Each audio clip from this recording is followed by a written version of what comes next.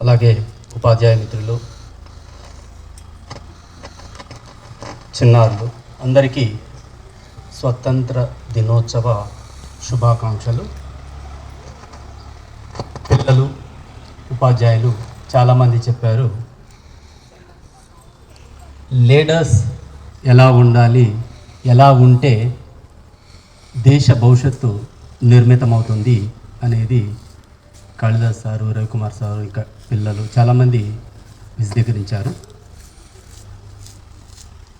స్వతంత్ర వచ్చిన రోజు స్వతంత్రం కొరకు అసువుల బాసిన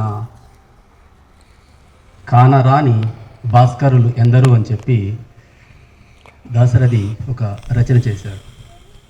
అలాంటి మనం చదువుకునే నేమ్సే కాకుండా చదువుకొని భాస్కర్లు చాలామంది ఉన్నారు. వాళ్ళందరినీ ఈ సందర్భంగా స్మరించుకుంటూ అలాగే అవిభక్త భారతదేశాన్ని, అఖండ భారతదేశాన్ని స్వతంత్రానంతరం భాగాలుగా విభజించి ఆ సందర్భంలో ఒక ప్రాంతం నుండి ఇంకో ప్రాంతానికి వెళ్తున్నప్పుడు చాలామందిని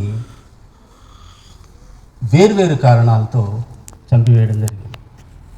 అలాంటి వ్యక్తులు చాలామంది ఏమీ తెలియని వాళ్ళు కూడా ఈ కాలగర్భంలో కలిసిపోయారు.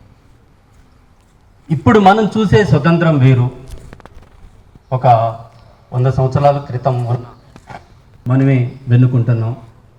సో ఆ ఎన్నికలో కూడా కుల మతాలకి అతీతంగా, ప్రాంతాలకు అతీతంగా, భాషలకు అతీతంగా సో అఖండ భారతాన్ని మన ముందుకు నడిపించే నాయకులు ఉన్నారు. భాషా భేదం లేకుండా, ప్రాంతీయ భేదం లేకుండా. సో ఇది నా భారతదేశం, వీళ్ళందరూ నా ప్రజలు.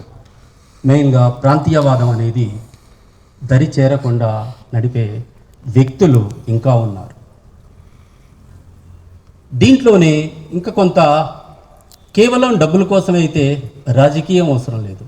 ఏ బిజినెస్ చేసుకున్నా కానీ డబ్బు వస్తుంది.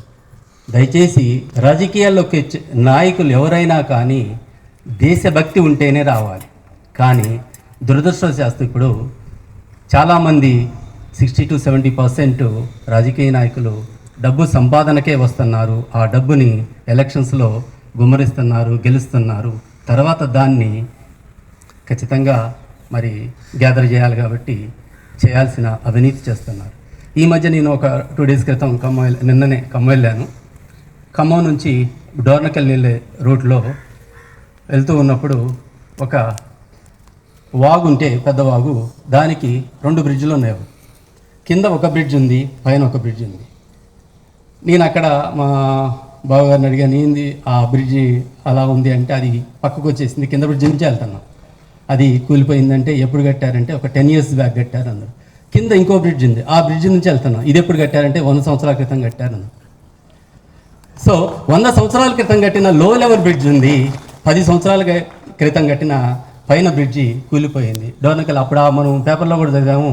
అందులో ఒక కారులో పోతూ ఢిల్లీ యూనివర్సిటీలో ఒక ప్రొఫెసర్ చనిపోయారని ఆ బ్రిడ్జి కొట్టపోయినప్పుడే అట, లాస్ట్ ఇయర్. సో గురజాడ గారు ఇందా చెప్పినట్టుగా అందులోనే ఇంకొక స్ట్రాంజా ఉంటుంది, సొంత లాభం కొంత మానుకొని పొరుగు వాడికి తోడ్పడవై అని చెప్పి. దాంట్లో వాళ్ళకి కాంట్రాక్ట్ వేసినప్పుడు దాంట్లోనే లాభం ఉంటుంది. కానీ లాభానికి మించి ఒక 20% లాభం ఉంటే వాడు 80% ఖర్చు పెట్టాల్సి వస్తే 20% ఖర్చు పెట్టి 80% మిగుల్చుకుంటున్నాడు. దానివల్లే ఇలాంటి సంఘటనలు జరుగుతూ ఉన్నాయి. ఇదంతా కూడా రాజకీయ నాయకులు పర్ఫెక్ట్గా ఉండుంటే ఖచ్చితంగా ఈ అవినీతి అనేది దరిచేరు. అలాంటి వాళ్ళు కాకుండా ఒక విజన్ ఉన్న నాయకుడు ఎప్పుడైతే మనల్ని పాలిస్తాడో ఖచ్చితంగా దేశ భవిష్యత్తు అనేది సక్రమమైన మార్గంలో నడుస్తూ ఉంటుంది. ప్రజలకు కూడా చాలా మేలు జరుగుతుంటుంది. ఉచితాల జోలికి కాకుండా వాళ్ళు ఆ ఉచితాలను అడగకుండా సమృద్ధిగా వాళ్ళకి సంపద ఎప్పుడైతే ఉంటుందో అప్పుడు ఈ దేశం ముందడుగు వేస్తున్నట్లుగా మనం భావించవచ్చు. ఈ మధ్య నేను మేలో నేను అమెరికా వెళ్ళాను. అక్కడ కొన్ని ఏరియాస్ తిరిగాం. రోడ్స్ చాలా అద్భుతంగా ఉన్నాయి. అలానే ఎడ్యుకేషన్ వ్యవస్థలో కూడా సో +2 ఇంటర్మీడియట్ దాకా ఫ్రీ ఎడ్యుకేషన్ ఉంది అందరికీ. +2 తర్వాత ఎడ్యుకేషన్ అనేది చాలా కాస్ట్లీ అవుతుంది. సో దాంట్లో కొన్ని మంచి విషయాలు అనిపించినాయి. కొన్ని ఎడ్యుకేషన్లో కూడా మనం సమూలంగా మార్చాల్సిన అవసరం లేకుండా కొన్ని వీటిని మనం మార్చుకోగలిగితే చాలా అద్భుతంగా ఉంటుంది. మెయిన్గా ఈ మధ్యకాలంలో మనం చూసేది యాక్సిడెంట్స్. చిన్నపిల్లలు మా ఆయన ఆడ నిలబడి ఉండు పెట్రోల్ బంక్ దగ్గర చాలా ఫాస్ట్గా వచ్చాడు, అంటే ఎమ్మడి అది షార్ప్గా అందుకుంటుంది, వచ్చి గుద్దడంతో ఈ మొత్తం పైన లేచిపోయింది. అంటే ఇది ఎందుకు చెప్తానంటే ఆ స్పీడ్ వల్ల వాళ్ళే కాకుండా అవతల వాళ్ళు అంటే ఏమీ తెలియని అమాయకులు నష్టపోతున్నారు. దీనికి ఖచ్చితంగా మనం ఫుల్ స్టాప్ పెట్టాల్సిన అవసరం ఉంది. దీన్ని నేను యుఎస్లో కొంతమంది చాలా సిస్టమేటిక్గా ఉంది డ్రైవింగ్, హారన్ ఎక్కడా కొట్టరు. అలాగే వాళ్ళు ఏంటంటే స్కూల్ ఎడ్యుకేషన్ దగ్గర నుంచి అంటే 6th 7th క్లాస్ నుంచి ఎడ్యుకేషన్లో ట్రాఫిక్ సింబల్స్ని ఇంక్లూడ్ చేస్తున్నారు. దానివల్ల 10th క్లాస్కి వచ్చేసరికి వాడు ఒక లెవెల్ డ్రైవింగ్ని నేర్చుకుంటారు. అంటే ప్రాక్టికల్గా కాకుండా సో బుక్ నాలెడ్జ్ని నేర్చుకుంటాడు. చాలా తెలుస్తుంది తనకి, కాబట్టి ఎలా నడపాలో తెలుస్తుంది. సో అలాంటి ఎడ్యుకేషన్ ఉండుంటే సో దాన్ని ఖచ్చితంగా ఆ డ్రైవింగ్కి సంబంధించిన ఎడ్యుకేషన్ మనం స్కూల్లోనే మనం ఇంట్రడ్యూస్ చేయగలిగితే ఖచ్చితంగా కొంతవరకు ప్రమాదాలని అరికట్టవచ్చు. సో ఇదొకటి మన ఎడ్యుకేషన్లో మార్పు తేవాల్సిన అవసరం ఉంటుంది. అలానే ఇంకా కొన్ని ఎడ్యుకేషన్లో మనం మార్పు చేయొచ్చు. అలానే అక్కడ పాజిటివ్స్ ఉన్నాయి, నెగిటివ్స్ ఉన్నాయి. ఇంకా మత్తుకి చాలామంది బానిస అవుతూ ఉన్నారు. అక్కడ మన దగ్గర అది తక్కువ, ఇప్పుడిప్పుడే అది ఎంటర్ అవుతూ ఉంది. సో దాన్ని మనం అరికట్టాల్సిన అవసరం ఉంటుంది. పాశ్చాత్య సంస్కృతి మనం ఇప్పుడు డౌన్లోడ్ చేసుకుంటాం. సో దాన్ని కొంత అరికట్టాల్సిన అవసరం ఉంటుంది. సో నాయకులతో పాటు ఎప్పుడో పోయిన నాయకుల్లో కాకుండా మనం ఇప్పుడు వాళ్ళ నుంచి నేర్చుకున్నది కొంత అయితే మన మధ్య ఉంటూ తన పని తను చేసుకుంటూ దేశాభివృద్ధికి పాటుపడే వాళ్ళు చాలామంది సామాన్య ప్రజానీకం ఉన్నారు. సో మొన్న నేను ఒక స్టోరీ చదివాను. 1983లో ₹1 జీతంతో ఒక పినాకిని గ్రామీణ బ్యాంకులో ₹1 జీతంతో అటెండర్గా జాయిన్ అయిన ఒక వ్యక్తి జనవరి 2025 మొన్ననే 2.5 లక్షల ప్యాకేజీతో మేనేజర్ స్థాయి నుంచి రిటైర్ అయ్యారు. అంటే అలాంటి వాళ్ళని కూడా మనకి స్ఫూర్తినిస్తాడు. ఆయన షేక్ రసూల్ నెల్లూరులో స్టార్ట్ అయిన అతను అటెండర్గా జాయిన్ అయ్యాడు. తర్వాత bank exam 10th class pass అయ్యాడు, ఓపెన్ స్కూల్లో చదివి. అలానే తర్వాత బ్యాంక్ ఎగ్జామ్స్ రాశాడు. తర్వాత మేనేజర్గా ప్రమోట్ అయ్యాడు. తర్వాత లాస్ట్కి చీఫ్ మేనేజర్గా 2.5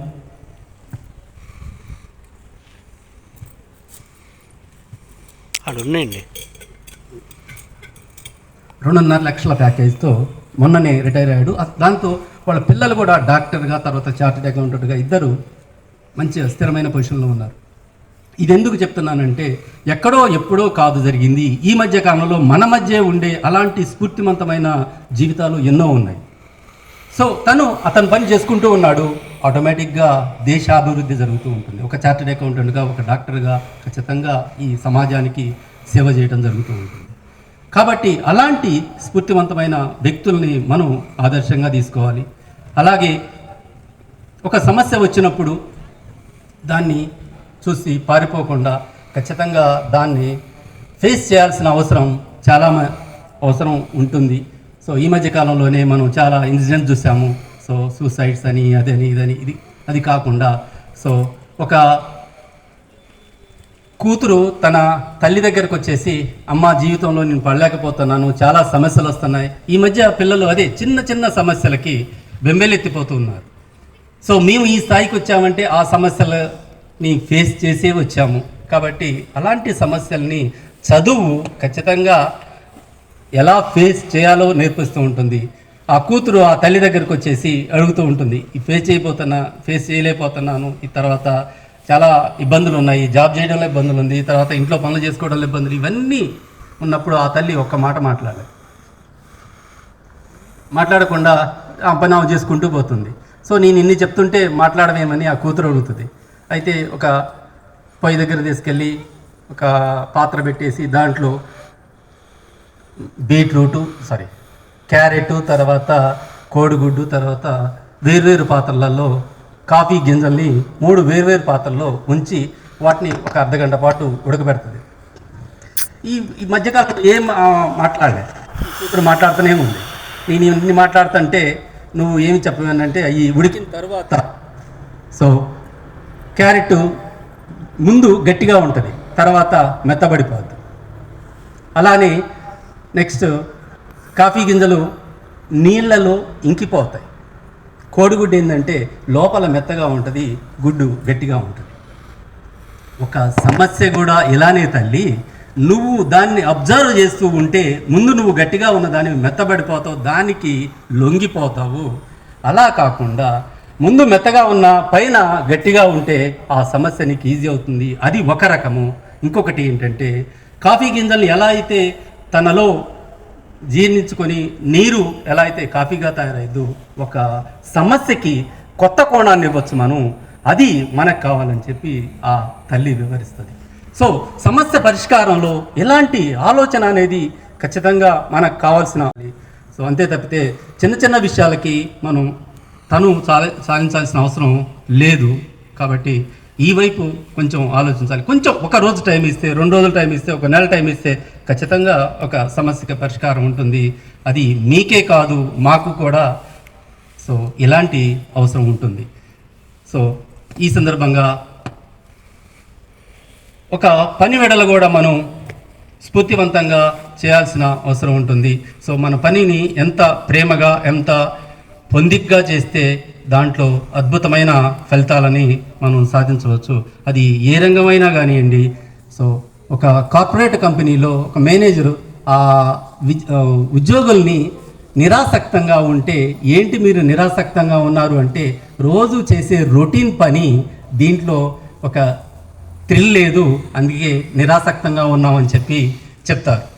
చెప్పినప్పుడు తను ఏంటంటే మేనేజర్ అక్కడితో ఆగిపోతారు. తర్వాత మళ్ళీ ఒక 2 రోజుల తర్వాత వాళ్ళందరినీ ఒక నిర్మాణ స్థలానికి తీసుకెళ్తే 3 గోడల్ని 3 వ్యక్తులు కడుతూ ఉంటారు. ఒక అతన్ని అడిగితే ఏం చేస్తున్నావయ్యా అని ఆ మేనేజర్ అడిగితే, ఏముందండి కనపడట్లేదా, నేను పనిచేస్తూ ఉన్నాను, ఈ గోడ కడుతూ ఉన్నాను అంటాడు. రెండో అతన్ని ఏం చేస్తున్నావు అంటే, సో ఏదో ఈ పని కోసం ఈ గోడ కడుతున్నా అంటాడు. మూడో అతను అదే మాటను అడిగితే, ఈ గోడ కడుతూ ఉన్నాను, దీన్ని చాలా ప్రేమగా కడుతూ ఉన్నాను, చాలా ఆనందంగా ఉత్సాహంగా కనిపిస్తారు అతను. ఏంటయ్యా వాళ్ళందరూ అలా ఉన్నారు ఇలా ఉన్నామంటే, ఇది బడి అండి, ఈ బడి నేను ప్రేమతో కడితే అందులో ఉన్న నా పిల్లలు చదవచ్చు, పక్క వాళ్ళ పిల్లలు చదవచ్చు, దీంట్లో దేశ భవిష్యత్తు ఉంటుంది అని చెప్తాడు. సో ఒక ప్రేమతో ఆ పని చేస్తూ ఉంటాడు. సో కాబట్టి అది ఏ రంగమైనా కానివ్వండి, మనం ఎప్పుడైతే నిరాసక్తంగా కాకుండా ఉన్నతంగా ఆలోచిస్తూ మన వృత్తి పట్ల ప్రేమతో ఉన్నప్పుడు ఖచ్చితంగా అద్భుతాలని సృష్టించవచ్చు. అది ఈరోజు కావాల్సిన అవసరం ఉంటుంది. సో కాబట్టి ఈ సందర్భంగా ఈ 3 విషయాలను మనం చెప్పాలనుకున్నాం. థ్యాంక్ యూ అనడం.